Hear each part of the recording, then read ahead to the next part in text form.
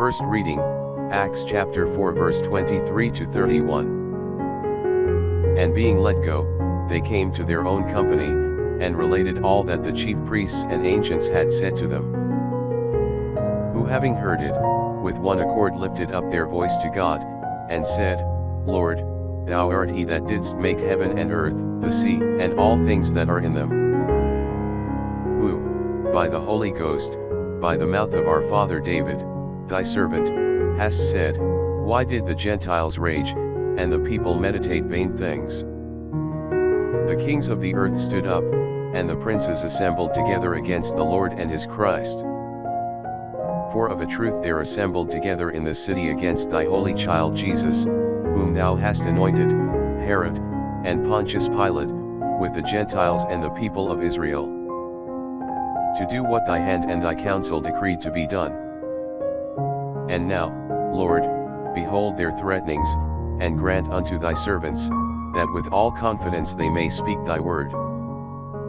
By stretching forth thy hand to cures, and signs, and wonders to be done by the name of thy holy Son Jesus. And when they had prayed, the place was moved wherein they were assembled, and they were all filled with the Holy Ghost, and they spoke the word of God with confidence.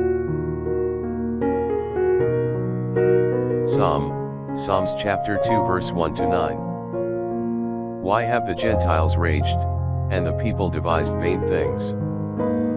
The kings of the earth stood up, and the princes met together, against the Lord and against his Christ. Let us break their bonds asunder, and let us cast away their yoke from us. He that dwelleth in heaven shall laugh at them, and the Lord shall deride them. Then shall he speak to them in his anger, and trouble them in his rage. But I am appointed king by him over Zion his holy mountain, preaching his commandment.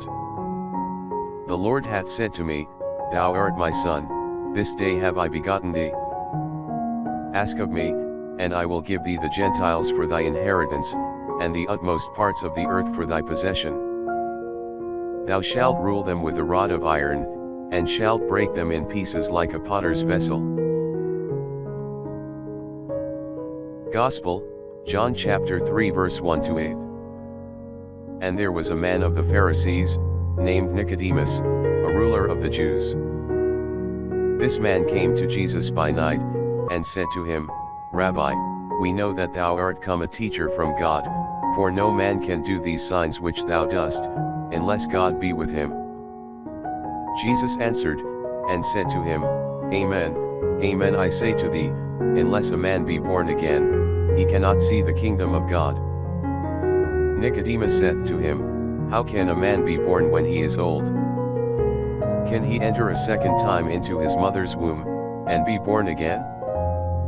Jesus answered, Amen, amen I say to thee, unless a man be born again of water and the Holy Ghost, he cannot enter into the kingdom of God.